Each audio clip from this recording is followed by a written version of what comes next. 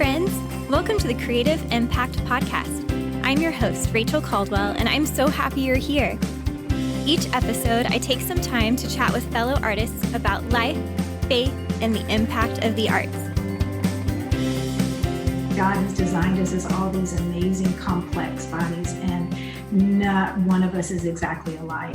And to understand that what you have or you think you don't have is something that you just need to continue to realize, this is what God gave me. This is how I want to use it to the best of my ability, and having that freedom and that movement.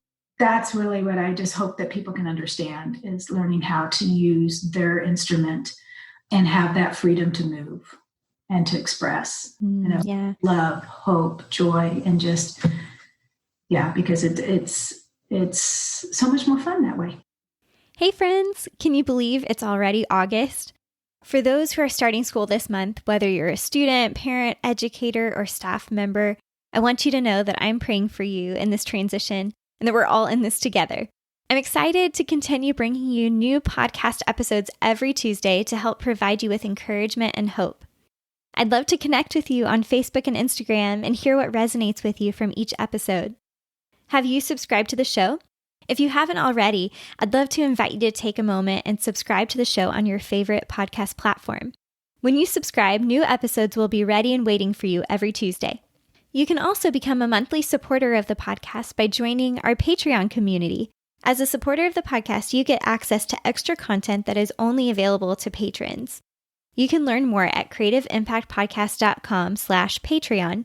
That's creativeimpactpodcast.com/PATREON. Today, I have the joy of introducing you to one of my teachers and mentors, Laura Morton. Laura serves as an associate professor of dance and director of the Ballet Division at Belhaven University in Jackson, Mississippi. She has traveled nationally and internationally performing professionally, teaching, and choreographing. Laura and I talk about what it was like as educators ending the spring 2020 semester during the pandemic, and we contemplate how dance could be impacted by the shift in our society. Laura shares about her journey in dance from professional ballet to teaching aerobics in the 80s, then getting into jazz dance and eventually finding her passion for teaching. Laura explains how she never thought she would become a teacher, let alone a professor in higher education.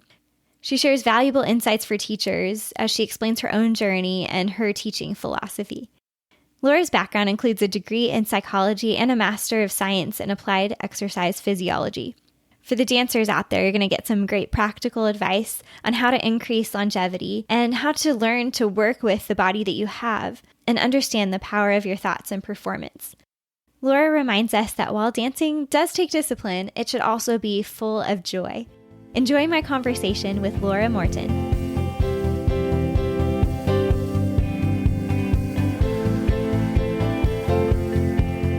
Thank you so much for being on the podcast with me. Oh, thank you so much for inviting me. I'm so excited to be here. How are things lately with work and this coronavirus world? It's been, I'm sure you experience the same thing, being in public education and just school and trying to wrap up the semester.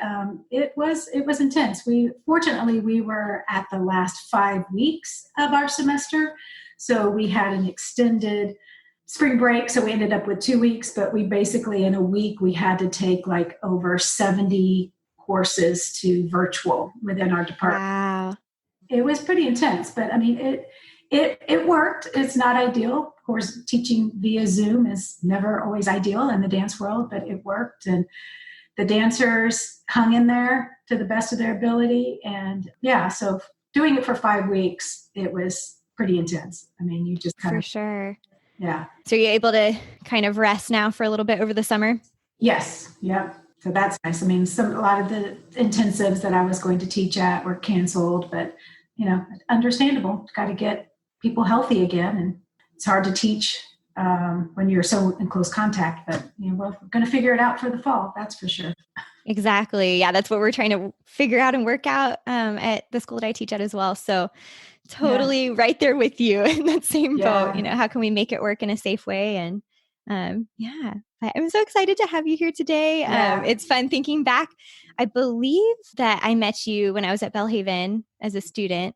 But I know you're from the Houston area, so we probably were, connected in similar circles there too. But Yes, so you're still teaching at Belhaven, is that right? I still am at Belhaven, about to start my 18th year. That's incredible. 17th year, I think I lost track. It's either 17 or 18.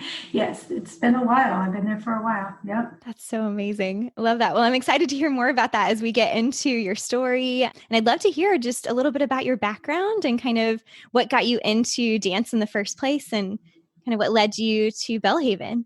Yeah, sure. I started dancing. I remember dancing in my grandmother's living room. I'd put on classical music and dance around and twirl and just, I love that.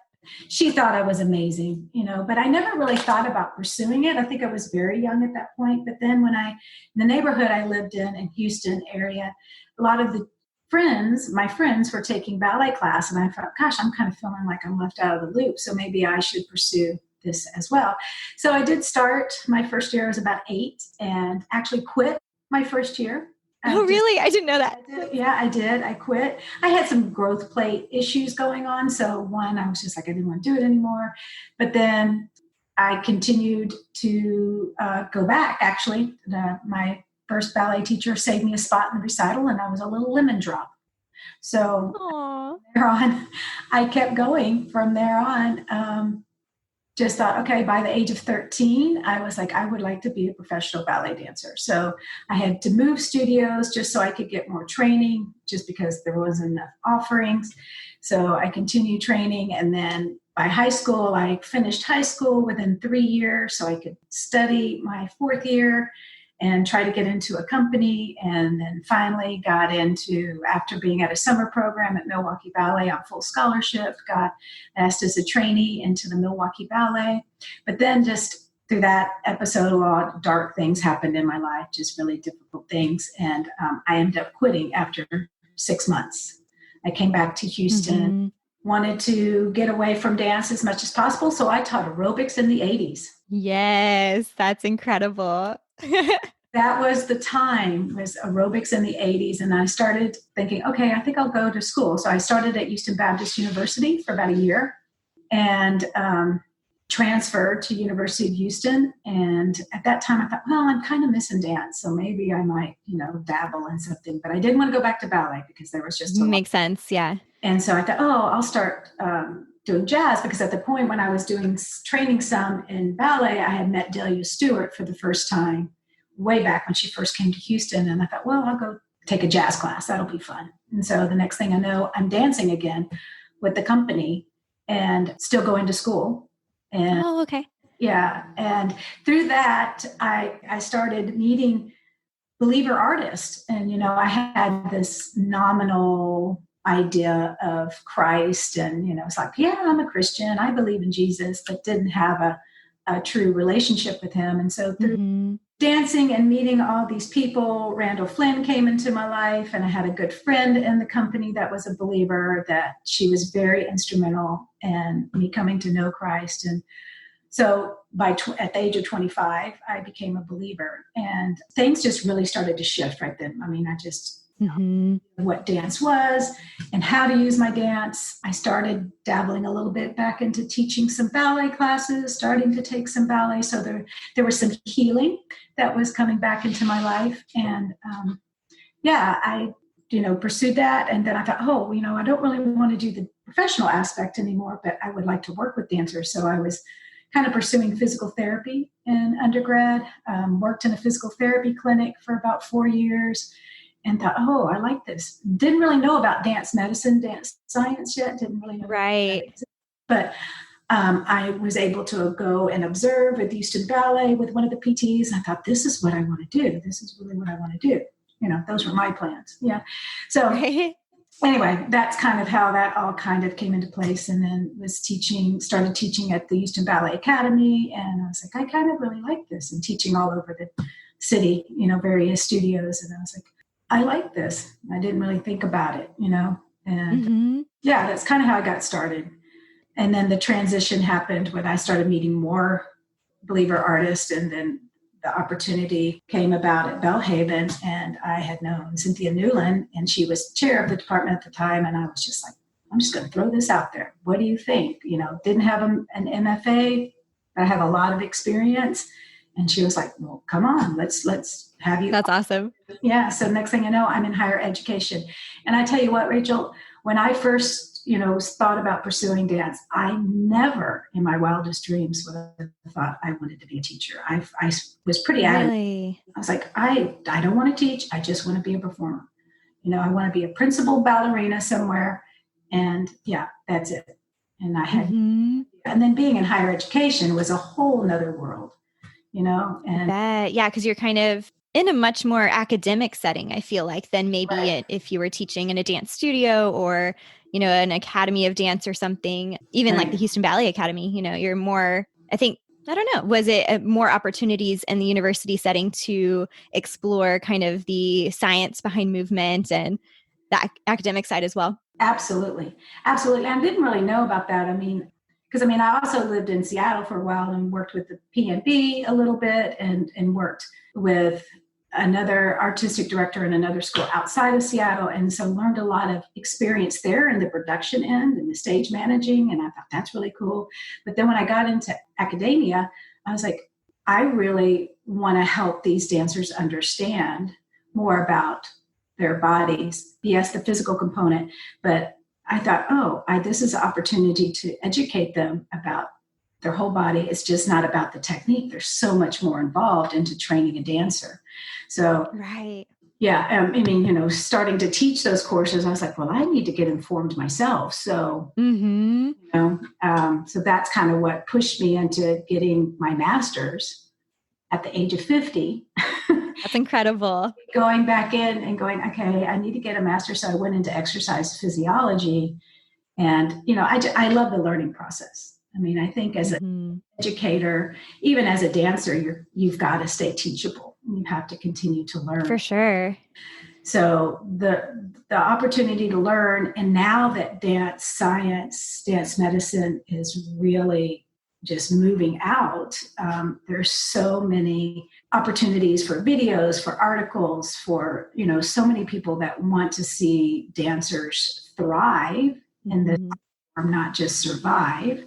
What's the longevity of their career? So there's, and the beauty of it, we're just starting to see that more and more, and the importance of that, these dancers need health and wellness, just like athletes do, and mental health and wellness. Yes. So that's exactly. Because I think it's a lot of times, we see the career of a professional dancer as being pretty limited and pretty short. And so it's exciting to see that trend of what can we do to grow the health and the wellness mentally and physically and emotionally so that people can keep going longer. And, it doesn't have to be just this short-lived career and push. And then, your body is totally just used up, Yeah. So that's super exciting. Yeah. I also think within the academia, just being in a higher education is introducing the dancers to the broad field of dance. Because I know that when I was training, it was just very narrow. It's just the performance aspect of dancing. And there's so much more that dancers contribute to the field of dance besides being just a performer. That's so true. So that's the beauty of being in like an educational setting when you're getting a very comprehensive understanding of dance, I think can really make you more marketable as a dancer, as well. So that was kind of eye-opening to me. I knew all those things, but never really was, right in the middle of it. So right, that makes sense. And having to teach it too, not just yes, a performer, a choreographer. There's just so many aspects, and I was like, gosh, I've got to learn all this as well. So there's a big learning curve when I came into higher ed, and yeah, it's been very, very helpful in just creating me as a dance educator, so I'm very thankful for it. It's totally different. It's a lot of grading, but yeah, that I think any person in the arts would kind of go, if we could get rid of the grading, it would be, but it's so subjective, and it's hard to find a grade, and so that's always a challenge. So you have to be very conscientious of looking at how are they using what they have, Right. I definitely feel that same struggle with grading and kind of the subjective nature of it. But yeah, I think that was helpful being at Belhaven, really seeing the teachers trying to do that. What is the, I guess, vessel that you have and how are you utilizing that to the best of your Right. potential? And yeah, I would love to hear a little bit more. Do you mind taking us back to that time when you were transitioning from being a professional dancer into full-time teaching? And what was that transition like for you?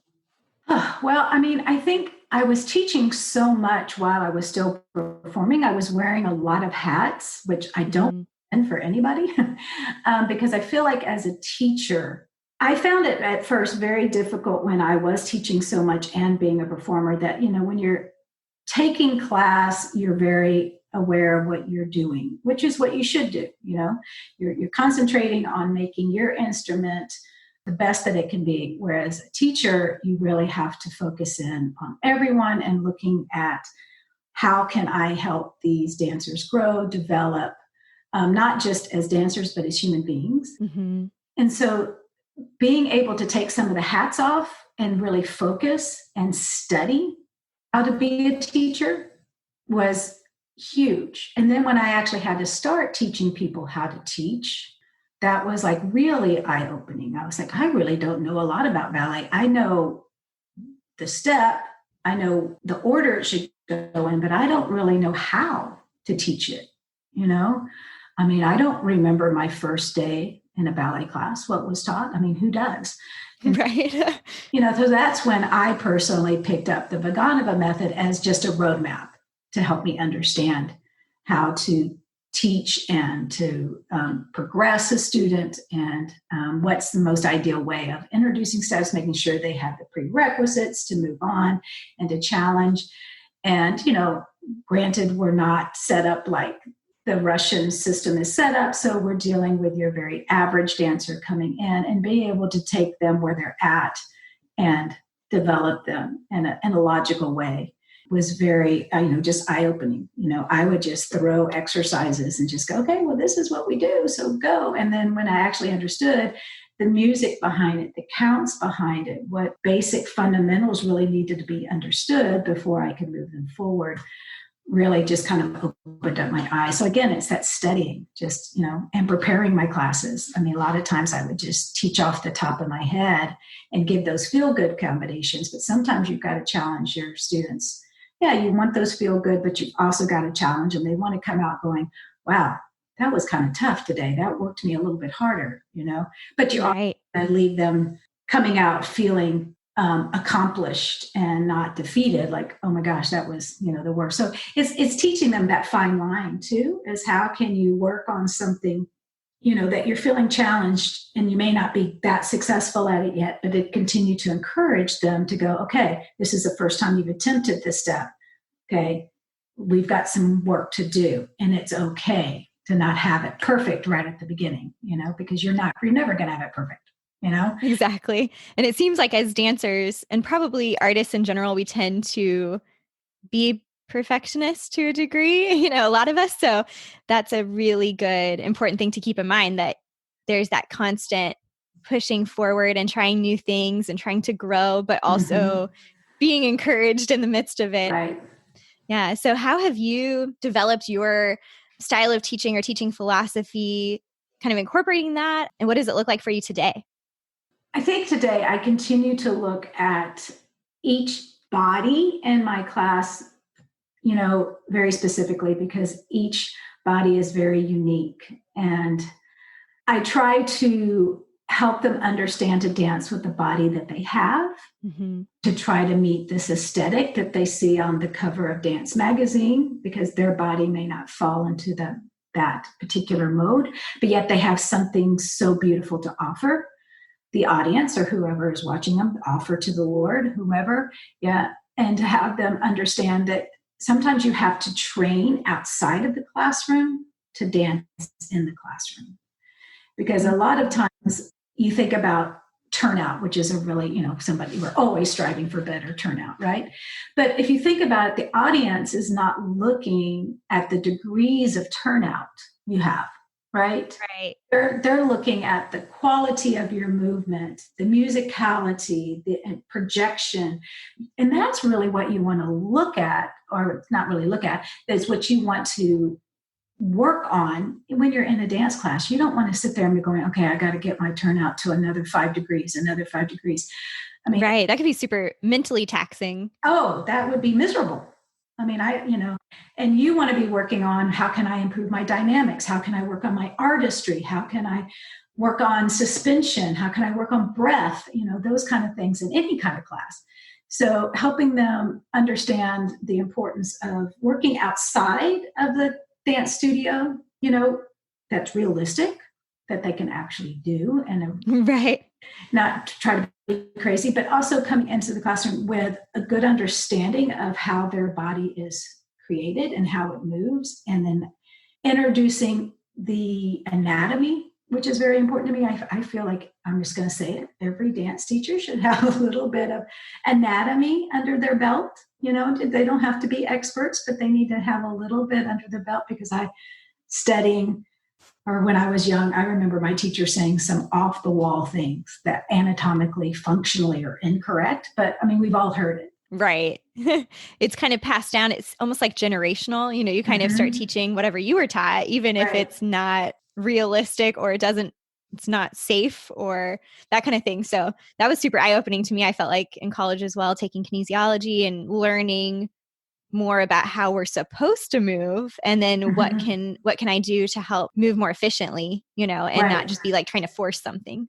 Right, exactly. Because dance has become this oral tradition, and you just pass on what you've heard, and it's not always accurate. And I think more and more teachers are realizing that, and being able to impart that into the students is really important, as well as joy. Me, I love to laugh. Yes. So it's like, you can't be so hard on yourself in this. Yes, it's hard work. Yes, it's discipline. Any dance form, and I'm going to speak mostly on behalf of ballet, but I mean, you have to learn how to let some of the things just kind of roll off your back. You staring in that mirror all day long can be pretty brutal sometimes, and trying to figure out, how can I use that mirror as a better teaching tool, as a tool that just tears me down the whole time. So that's always a challenge. That's huge, especially because if you think about it, so many students are starting young, in developmental years, and then especially, middle school and high school, and looking at yourself in a mirror all the time. I mean, it's hard enough when you're an adult or a college student, but when you're thinking about those young formative years, I think how amazing would it be if all teachers were really taking that perspective of, how can we use this as a tool and not let it be a defeating element, I guess, of our craft, Right. Well, I think a lot of students, even in a collegiate setting, they understand that, but then that mindset just comes into play, and they just realize, okay, I start comparing myself. Comparison is so easy to get into. It's so easy to get into, and it's sometimes, it's best for turn your students around. Don't let them face the mirror. We had a studio that doesn't have mirrors, so there you go for the sensation of how things feel, because I remind my students all the time, there are no mirrors on stage. Right. That's so true. So let's go for how it feels and use my verbal feedback, because you want to trust my verbal feedback more than you want to trust the mirrors, because we still always have this distorted view when we look in a mirror.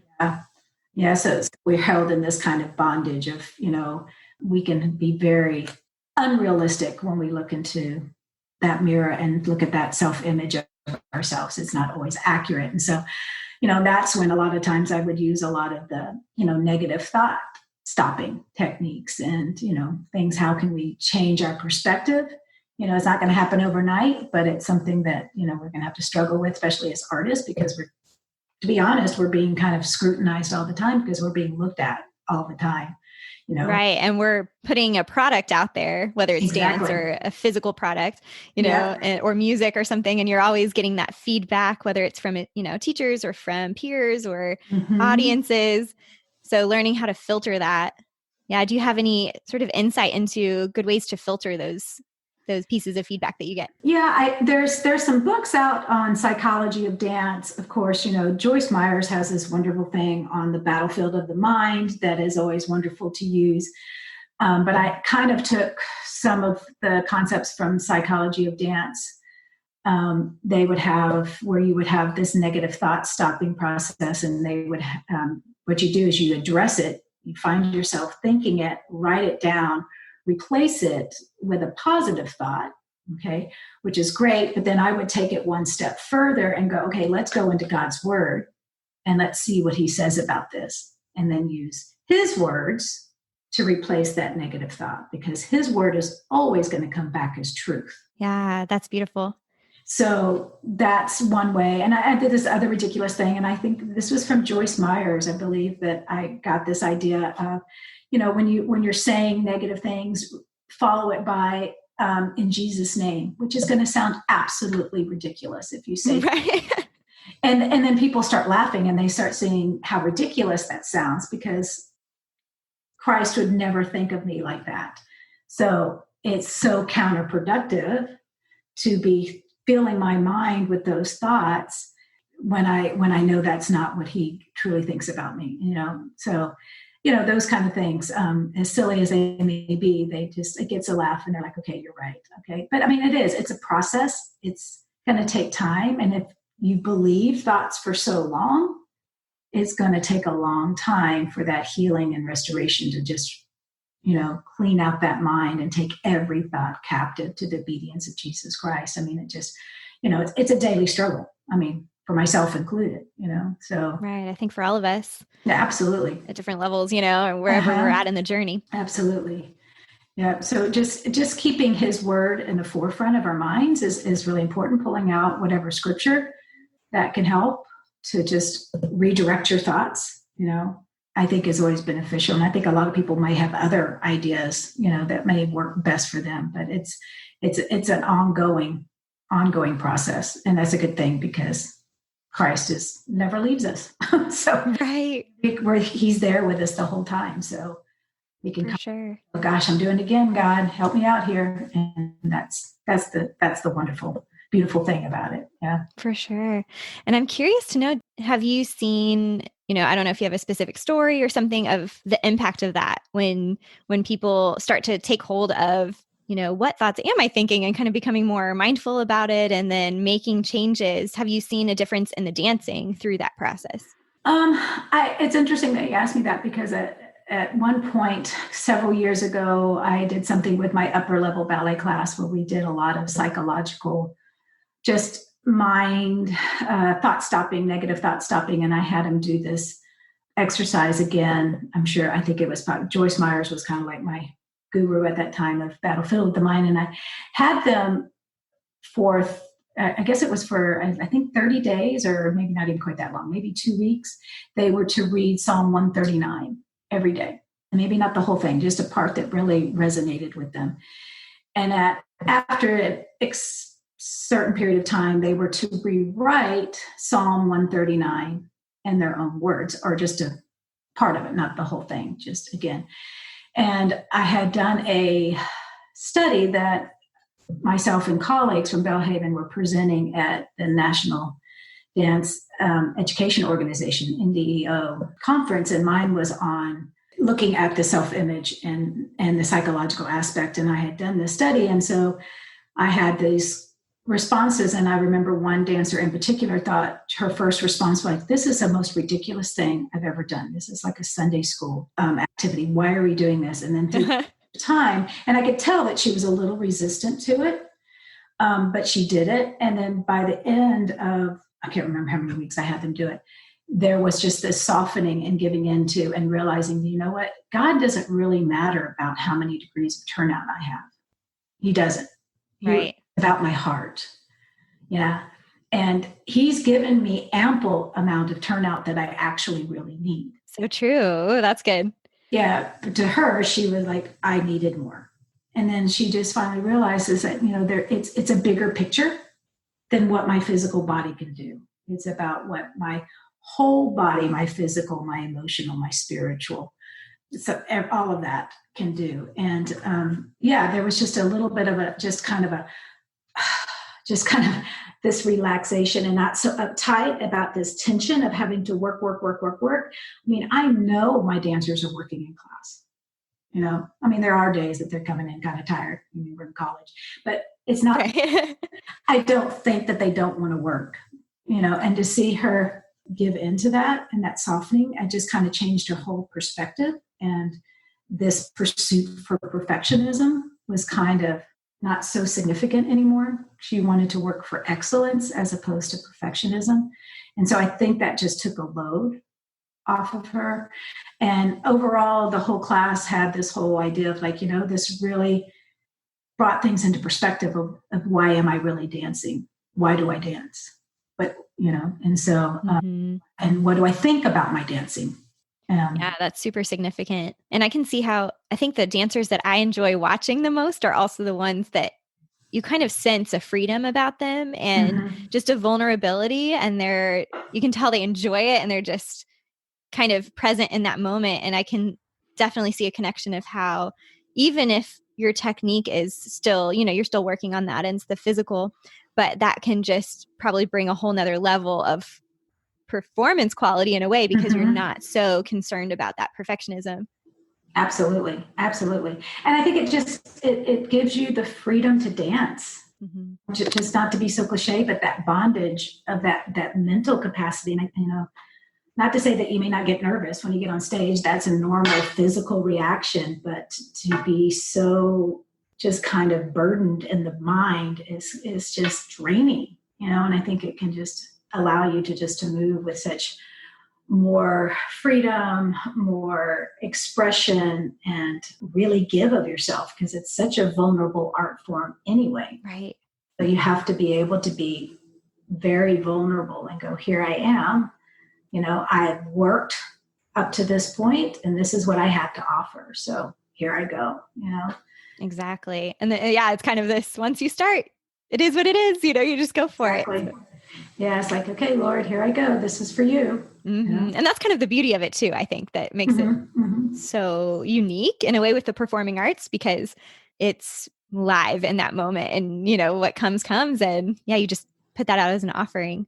Yeah, because it is easy to get really self-focused, on yourself and, it's all about me. Look what I have accomplished. Ta-da. And once I became a believer, that was really eye-opening to me. I mean, I just realized it's not about how many years I've trained in the studio anymore. It's about the Lord working through me.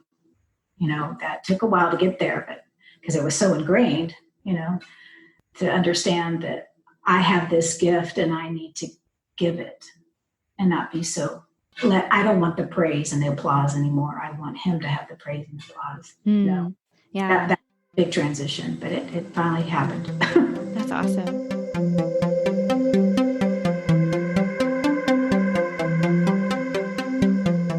I want to pause for a minute and give a special thanks to Audible, who is offering a free trial to our podcast listeners. If you haven't heard of Audible before, Audible is the leading provider of spoken word entertainment and audiobooks, ranging from bestsellers to celebrity memoirs, news, business, and self-development. Every month, members get 1 credit to pick any title, plus 2 Audible originals from a monthly selection, and access to daily news digests and more. You can download titles and listen offline anytime, anywhere. One of my personal favorite audiobooks right now is Rhythms of Renewal by Rebecca Lyons. I love that it's read by the author, which gives it an even more personal feel. You can listen to Rhythms of Renewal today with a free trial of Audible. Visit audibletrial.com/creativeimpact. Again, that's audibletrial.com/creativeimpact. Now back to my conversation with Laura.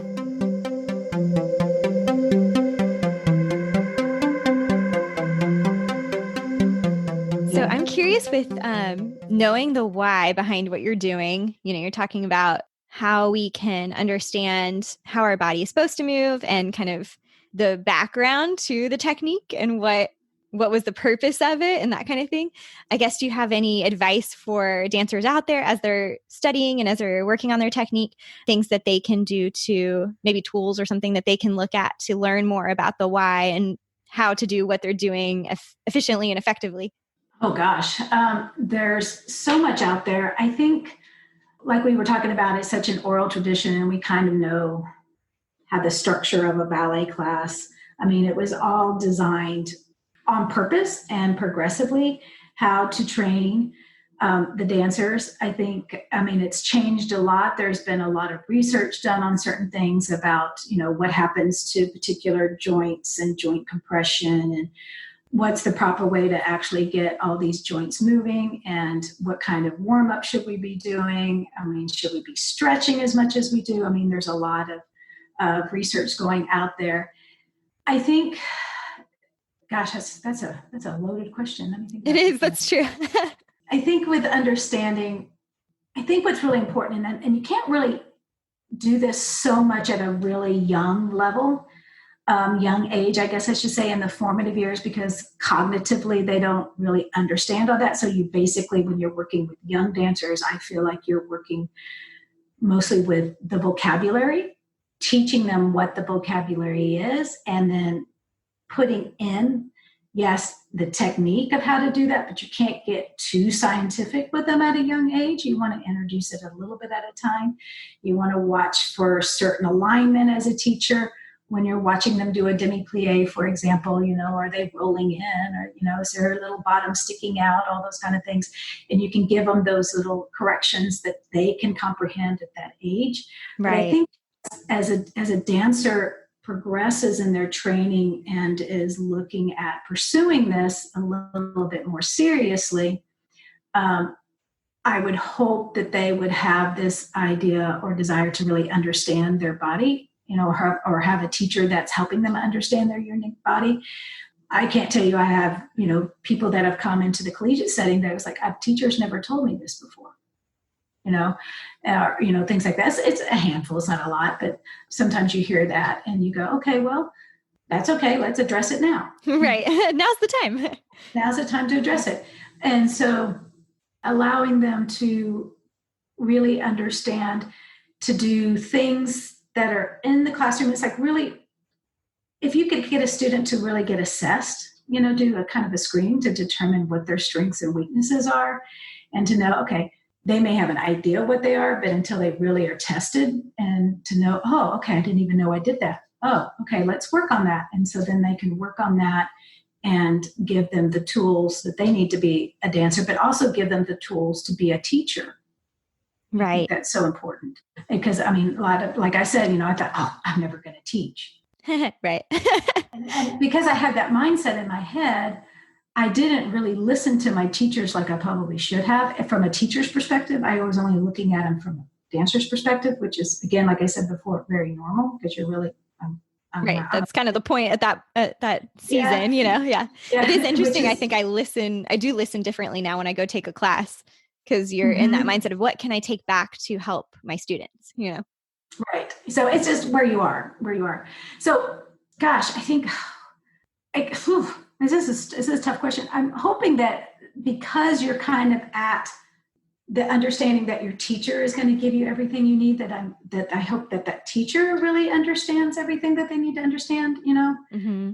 I think that's an ongoing as a teacher, as you understand too. I mean, you'll get a, student coming in, you're like, oh, I've never had to deal with this before. How do I approach this? Right. I mean, and I, kind of encourage even dancers when they are in a classroom, and I'm sure they do this, but I don't know how well we always do this.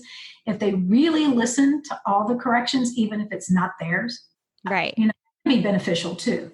Even if it's a general correction, because I remember growing up, I was like, oh, I don't need to listen to that one. I do that already. And I'm like, I probably did, but I would have that mindset. It's like, oh, I don't have a problem with that, and just go, oh, let me double check. I think, staying really teachable and really listening to everything, not just what's being directed towards you as the student, can be beneficial.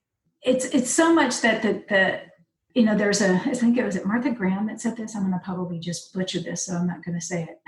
But, okay. We're paraphrasing here. Yeah, I can't remember if she was saying something about wanting to be a great dancer. It's really about more the dancers themselves than the teacher, because you've probably heard me say it's always 99% you, 1% me. Mm-hmm.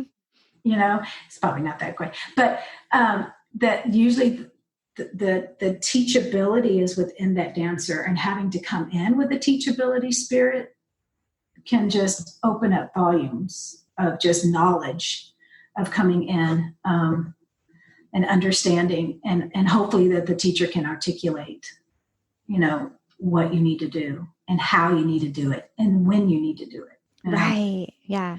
That's the hard point. The hard part is the when and the how. We know the what. Mm-hmm. Yeah. It's the pacing and yeah. Yeah. And the why. I think that's another important thing, is the why. But I think that really is up to the teacher to explain that to the student, of the why and the when. And if the teacher is not really clear, then that teacher needs to study and find out. Don't try to answer that question because they, make something up. That's what my teacher did. Why did your teacher do that? And I think more and more I see more and more teachers really diving into understanding a lot more about how to do that. I don't know if I actually addressed that question or not. It's okay. And I think you did. It was good. Because I think you're right. It's probably kind of a hard. Right. I think it is more on the teacher.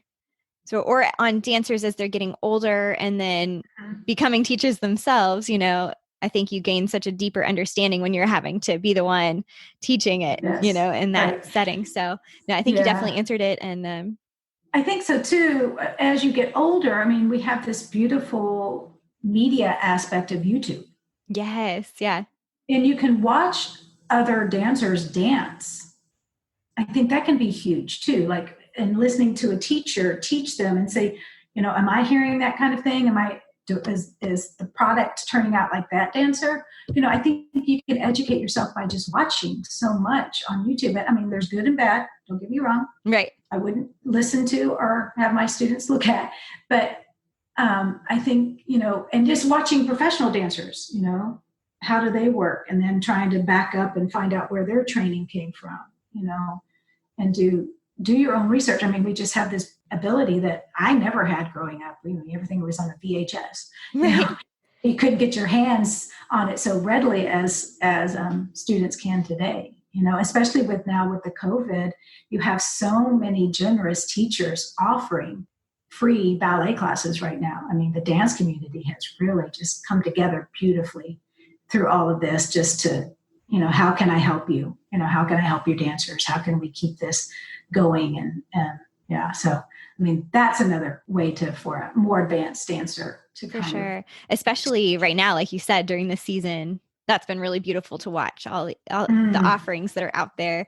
And do you have any specific advice for dancers right now while they're at home? They may not have as much space as they do in the studio, things that they can be working on at home too. Oh, absolutely. Any way you can, get on a ballet class with somebody, I really, really, really encourage outside conditioning, because the deconditioning is going to happen so quickly, because many people are jumping right now. They're not working on cardio. They're not working on expansive movements.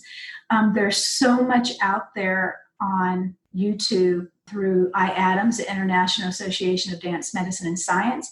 They have webinars out there. They have a series on how to do specific conditioning, resistance training, plyometrics, working on jumping. Of course, when you do that, they're working on jumping in your tennis shoes, like you would, so you're not doing your ballet specific. Right. There's, more and more places are starting to open, so you can probably go do things, but really thinking about what can I do to keep from deconditioning. I sent even to our students, I sent 3 videos of how you can be working on progressively doing plyometrics to work on your jumps, because we can only go like this right now. Right. We can only go straight up and down. Straight up and down. And so that can help with deconditioning. So that's huge. I think that it's really important that they keep doing what they love to do, keeping their flexibility, keep, just do whatever they can in the space they have that's safe. Right.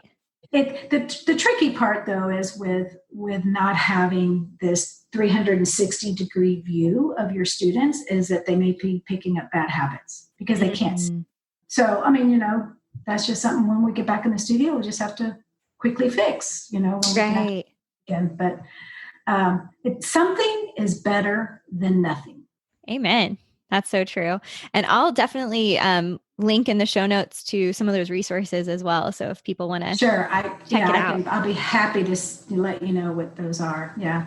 Because there's some great, it's just, like I said, the dance community has been so generous to just say, hey, we're all in this together. How can I help you? Here's some resources, for teachers, for people in dance studios, in higher ed, how Right. it's all going to look. Because Exactly. it's going to be very different, and so we keep this art form alive, which it still is, but it's going to be very different. For sure. Yeah, it's going to be interesting to see the landscape of what this is going to look like the next little while, and even into the future. I think there will be some things that are different, from here on out. Yeah, I think technology is just going to be a huge role, and I think that's going to be a beautiful thing of how we use technology. And but nothing is quite the same as coming to the theater for a live performance. I mean, call me old fashioned, but that energy, technology is beautiful, but something seeing it in the moment, in the present, is just, the music, the more of the movement of the dancers, hearing them sweat, hearing them breathe, it's just Exactly. that's the beautiful part of, the performing arts, period. Right. I completely 100% agree with that. It's fun to watch it on a video, but there is something it's like a deeper experience, It is. It is. Yeah, even live theater versus watching a movie or something, there's just a different Exactly. level of connection, I think, that you have with the performers. Yeah. Oh, it's so different. It's so different. I mean, and even if there's those mess ups, I love how to see how they recover in the moment, and it's right. Sometimes that's the biggest piece you see of the professionalism as well. Yeah. When you have those, unforeseen circumstances and you go, how are they going to handle this? And, it's beautiful, how they do it. That part, hopefully we can get back to that, sooner than I hope so sooner. too. Yeah, it was funny. I had so I teach, like I said, with the high school students, and we did a modern piece for competition that was with a smaller group that were the officers on the dance team. And it was funny. There was one moment they had a little lift, and one of them, they just kind of like went down together and did this cool little roll. And I'm like, I could never have choreographed that, but that was really cool how they recover, I know. Sometimes those mishaps are some of the most creative things. You go, we need to keep that in there. Can y'all replicate that? They're like, oh, no. But right. Yeah, sometimes even in the creative process when you're working with dancers and you have this idea and all of a sudden it evolves into something else. It's like, that is not what I envisioned, but I like that so much better. Yes, I love that. And I know back when I was at Belhaven, you were doing a lot of choreography. So you still enjoying doing a lot of choreography? And I do. Mm-hmm. That's awesome. Yeah, still doing that. I mean, I try to do something a little bit different every time. Like last fall, I did more of a jazz piece. I've done a couple of jazz pieces. I call it kind of musical theater-esque jazz. And then they did the big endeavor that I did. That was a whole year endeavor of Into the Light, which was a takeoff of The Lion, the Witch, and the Wardrobe. And ooh, I want to see that. Well, yeah, I worked with a composer. Joshua Nichols was a composer for it. So it was all original music. And it was 2 semesters to create the full-length ballet. And Rachel Yeager was my choreographer. Oh, yeah. So, I love Rachel. Yeah. So we worked together on it. And so that was a big thing. Yeah, I'm still doing that. Still enjoy doing that. But I love the teaching more, not going to lie. I love the teaching more than that's the passion. That's my passion. I do love choreographing. I mean, I don't really call myself a choreographer, but I call myself more of a dance educator. So that I love getting in the studio and just working with those bodies, and getting them to understand their body, understand the joy of dancing, even if they're in a ballet class. I was like, if you love dancing, then let me see it, just because you're in a ballet class, So that's really where my passion is just, teaching them about their bodies and having them and then have those aha moments of, oh, I get it. Yeah. That's so powerful. Mm-hmm. It's funny. I always tell my students, you'll probably think I'm crazy, but I just get super excited about ballet, and it's fun seeing Hmm. some of the light bulb moments, and when they start to realize, oh, this is pretty cool, this is fun, and yeah, they make those new discoveries that they can translate, even if they don't end up doing ballet long term, but that it Right, can right. influence their dancing. Absolutely. It gives them just a better understanding of their instrument and how can they use it, with any genre, Right, exactly. to understand how to move it and to be efficient with it, to be safe with it, and to have joy. If you're not enjoying it, it's just too hard. Right. It's not worth it, probably, if It's, you're I not mean, enjoying it. I know there's going to be struggles on days, but it's got to be something you pursue because you love it so much, and it's That it's worth going through who those you hard are. days. Yeah, it's not who you are, it's just what you do. Right. I get your identity stuck into it because, something may happen that you can't dance anymore. But it's just, I think with this COVID, it's just been a big realization for my students is just realizing, gosh, I can't take this studio environment for granted anymore, you know? So it gives them a new appreciation for, Right. New appreciation and perspective. mhm, For yeah. sure. Yeah. And it may be also, like you were saying, a good time to kind of peel back those layers of when we get attached to dance as our identity, Hmm. and kind of peeling that back a little bit and saying, okay, what is my true identity? Who am I at the core? And, I'm a child of God and first and Exactly. foremost, and I do dance and I can use that gift for good. But I Hmm. think it's probably a season to reflect on that as well. Absolutely, absolutely. Yeah, I remember in one of my courses, I always ask them, "Why do you dance?" And Hmm. why do I dance? And I think that answer can change as we mature. We experience life, and that's always been very interesting to just why do they dance is kind of I think mine definitely changed from a non-believer to a believer. It was like night and day why I danced. you Hmm. know it was all about me, and then it's not about me anymore. It's about the Lord in me, being an example and being something that can usher in the presence of God. Right. Yeah. That's just really unique to think about. Definitely. I think it's really important for all of us. Yeah, Mm-hmm. dancer or not dancer, but just as a person to take time to reflect. I'm not the greatest about that, but taking time to Right. pause long enough to really reflect on things and Yeah. process. Yeah, and for me, it's to get to know my students, not just as dancers, but as humans, because they're a Mm. human being first. Yeah, that happens to dance, and I do try to do that. I don't know if they always know I try to do that, but I do try to get to know them, as a human being, and try to look at what other gifts and talents that they have been given that's outside of just their dancing and just where their hearts are and their minds for that matter. Yeah, hearts and minds are at. And because I mean, I get to see the physical all the time, you know. But Hmm. you, Yeah. I mean, like your own students, you get to know them. You can tell when they walk in the room, something's just not quite right with them today. What's going on, and not that you pry, but I'm in a unique environment that I can say, "Hey, can I pray for you?" Right. That's so beautiful. Yeah, and not all public schools are going to let you do that. Yeah, so Right. being at this institution allows me to do that, which is beautiful. Yeah, so I'm very thankful for that opportunity, to Hmm. invest into the whole person, which I think all ballet teachers do or dance teachers do. Is just expressed in a different way. Right. Yeah. Yeah. I definitely appreciate your heart for mentorship and teaching the whole person. And I love it because I know I would come back and visit and like, hey, let's go grab coffee and just hang out and get to talk. And there's something really special about that relationship when it's not just, I'm not just coming to take a class, but I know I Right. have that trusted relationship with the teacher as well. Mhm. So, Yeah, and that's beautiful. I mean, now that you're graduated, I feel like, it's not that we couldn't do that when you were a student, because we did do that. right.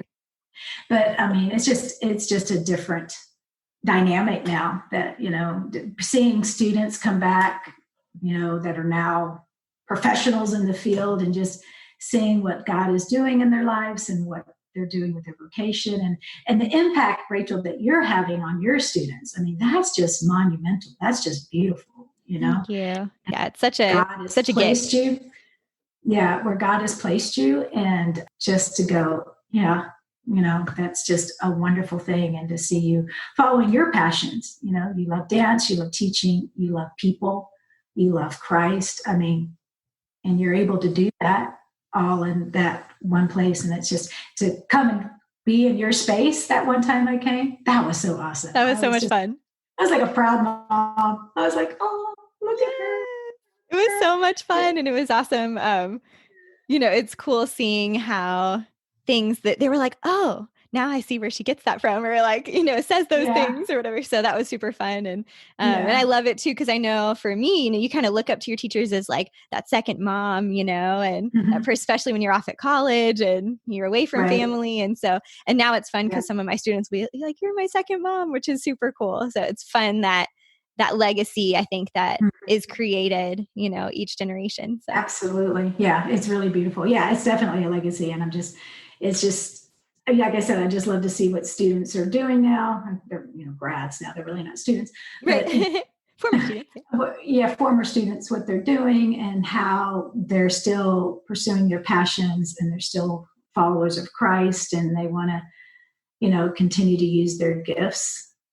It's just, it's really exciting. I mean, that's what brings me such great joy. I mean, I'm sure in the middle of their collegiate years, they're like, just get me out of here. But, they look back and go, oh, okay, I see that now, or whatever. I mean, I know I was like that. And my own dance career, I was like looking back on what my teachers have said or did. And I'm like, oh, that makes sense now. Exactly. Kind of the connections are made. Yeah. Sometimes when you're in that 8 a.m. ballet class, it's a little rough, but we made it through. Tough. That's a tough time. Yeah. That's a tough time. Yeah. It's not much easier, but true. 8 a.m. It's a special, it's a bonding experience. It's good. Yeah. So. Did you have an 8 a.m. class? You actually had an 8 a.m.? I'm trying to remember. Way back. I mean, when I first got to Belhaven, we had. I feel like I did, but it may have been that I had an 8 a.m. other class and then ballet at 9. That's probably what it was. I mean, you had maybe pedagogy or teaching methods at 8 a.m. Right. That makes sense. That's probably what it was. Yeah. Yeah. But yeah, I know when we only had those 2 studios way back in the day, there would be 8 a.m. ballet classes. Oh, wow. Yeah. Yeah.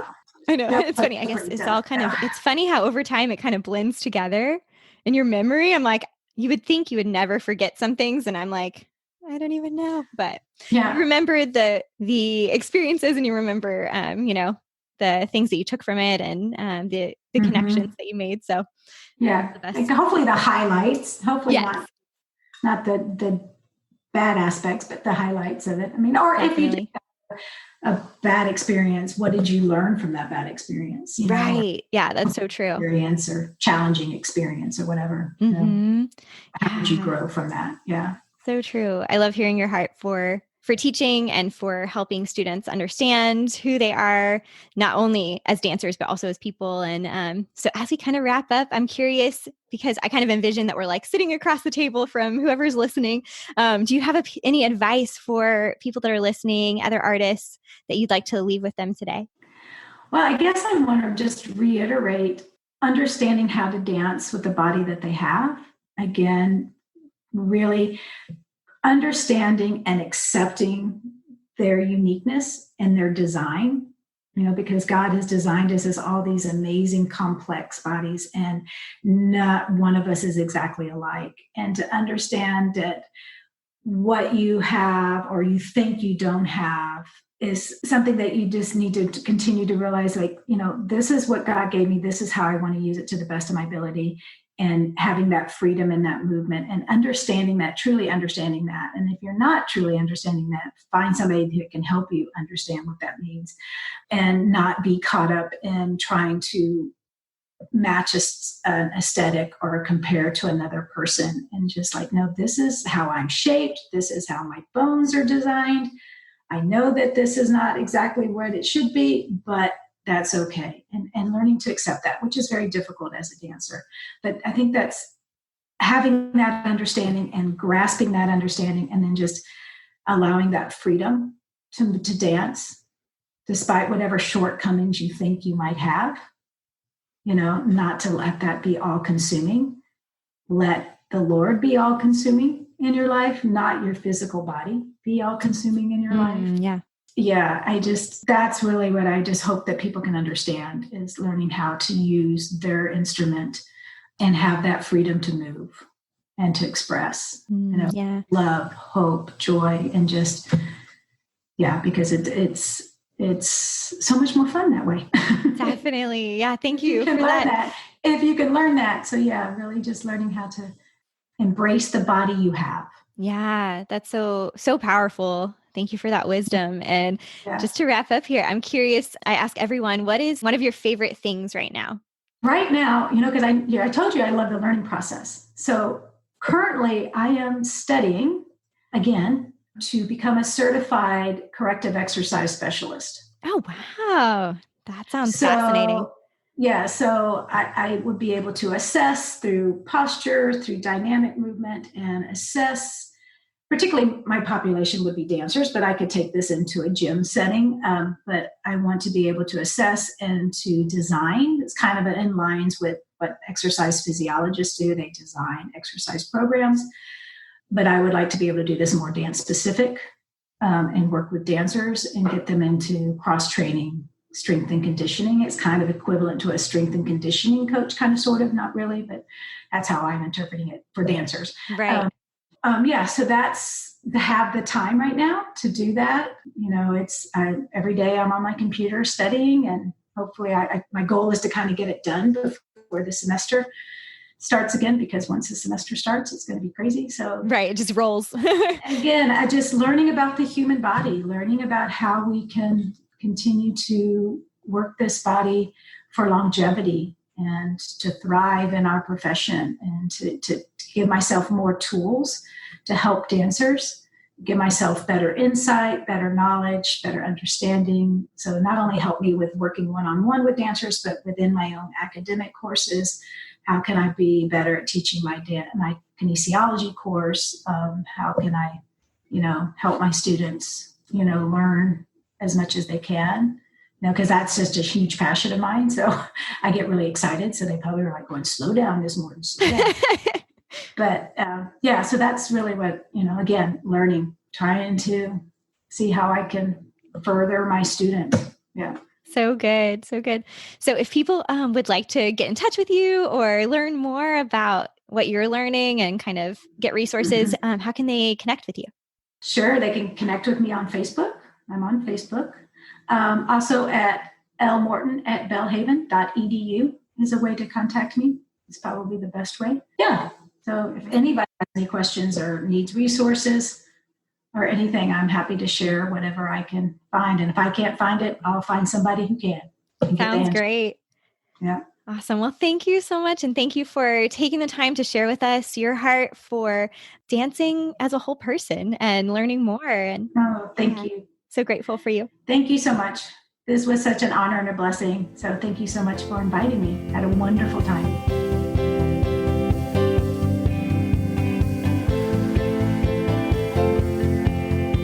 Friends, wasn't that an awesome conversation with Laura? I loved her insight for dancers and really just her wisdom for all of us as we pursue a life of wholeness. You can find links from the show and the full show notes on our website, creativeimpactpodcast.com. Next week, we celebrate 10 episodes of the Creative Impact Podcast. My guest for the show is Clayton Winters. Clayton is a professional musical theater performer, and he's been performing since the age of 11. It's super inspiring hearing his story of getting his MFA in theater pedagogy and becoming a director of musical theater at the University of Birmingham, Alabama. Also, the transitions out of that into full-time performance and vocational ministry. Our conversation is full of laughter and fun, but also a lot of depth, and I think you guys are going to really enjoy it. Thank you for listening to the Creative Impact Podcast. Don't forget to subscribe and visit audibletrial.com/creativeimpact for your free trial of Audible. The music for the show was produced by Michael Cash.